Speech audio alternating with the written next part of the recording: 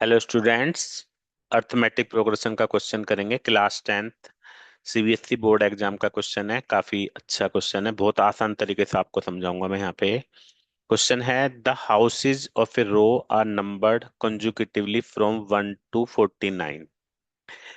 मतलब जो मकान के नंबर हैं हाउसेज के, वो कंजुकेटिवली फ्रॉम 1 to 49, 1 से 49 तक के नंबर्स उन पे डाले हुए हैं। तो ये दिखाना है, there is a value of x such that sum of the numbers of the houses preceding the house numbered x is equal to the sum of the numbers of houses following it. Find the value of x। देखो question का मतलब समझते हैं पहले कि जो houses हैं वो हमारे कैसे हैं, 1 2 3 ऐसे 49 तक हैं।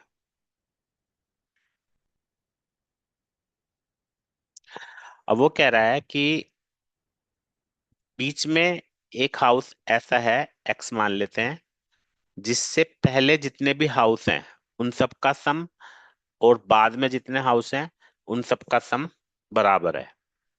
तो एक्स की वैल्यू फाइंड करनी है। तो क्वेश्चन समझ में आ गया होगा। अब देखते हैं, बहुत ही आसान तरीके से मैं इसको बताने वाला हूँ। क्योंकि ये टर्म हमारी एक्स है और आप देख सकते हो ये एपी है, जिसमें कॉमन डिफरेंस कितना है पूरी एपी में, 1 1 का डिफरेंस है। तो यानी अगर ये एक्स है तो इससे पीछे वाला जो मकान नंबर है उसका, मतलब पिछले वाले हाउस का जो मकान नंबर है वो एक्स माइनस होगा, और इससे अगले वाले का क्या होगा, x+1, क्योंकि 1 1 का डिफरेंस है। अब उसने बोला है कि इनका सम और इनका सम बराबर है। तो बहुत ही आसान है, एस एन का हम ये वाला फॉर्मूला लगा देते हैं, n/2 first term plus last term. तो अगर हम इनका सम करें पहले वाली का, sum of house preceding X, P लिख दिया मैंने। तो इनके सम के लिए हम ये वाला फॉर्मूला लगाएंगे। तो एन कितना है, कितनी टर्म है टोटल, ये कितनी टर्म है, ये टर्म है हमारी x-1। तो n की जगह x-1 हो गया अपॉन 2।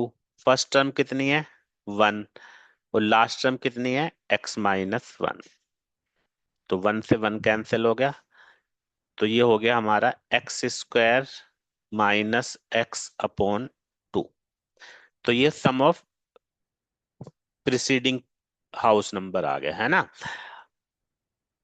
अब हम निकालेंगे आगे वालों का सम ऑफ फॉलोइंग, इन सब का सम। अब सबसे पहले तो ये समझना है कि ये कितनी टर्म है, ये टोटल कितनी टर्म है। ये है 49 - x, क्योंकि टोटल 49 है, उसमें से हम ये x माइनस कर देते हैं।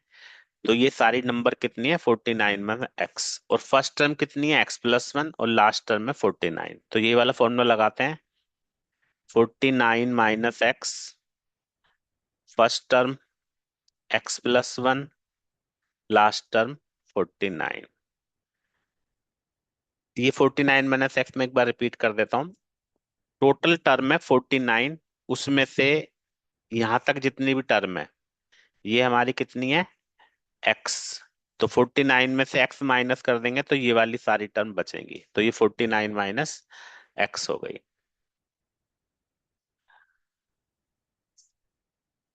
तो इसको भी सॉल्व कर लेते हैं, कितना आ गया, 49 - x अपॉन 2, और अंदर आ गया x+50। अब अकॉर्डिंग टू क्वेश्चन, क्वेश्चन में क्या बोला है कि दोनों इक्वल हैं, तो हम दोनों को इक्वल रख देते हैं और बस क्वेश्चन बड़ा आराम से यहाँ पे सॉल्व हो जाएगा। x² minus x upon 2 equal to, इनकी मल्टीप्लाई भी कर देते हैं, 49x प्लस 49 × 50,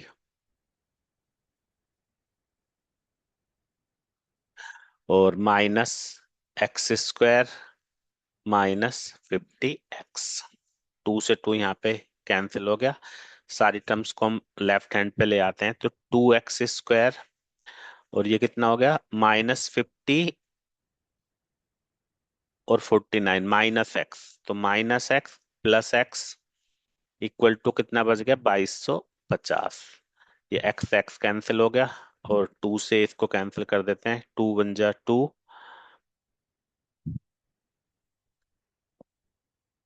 तो x कितना हो गया, √1125। 1125 किसका स्क्वायर रूट होता है वो हम देख लेंगे। 35, नहीं, एक मिनट चेक कर देते हैं इसको पहले यहाँ पे। ये मल्टीप्लाई सही किया नहीं, चेक कर लेते हैं। 50024 आएगा यहाँ पे।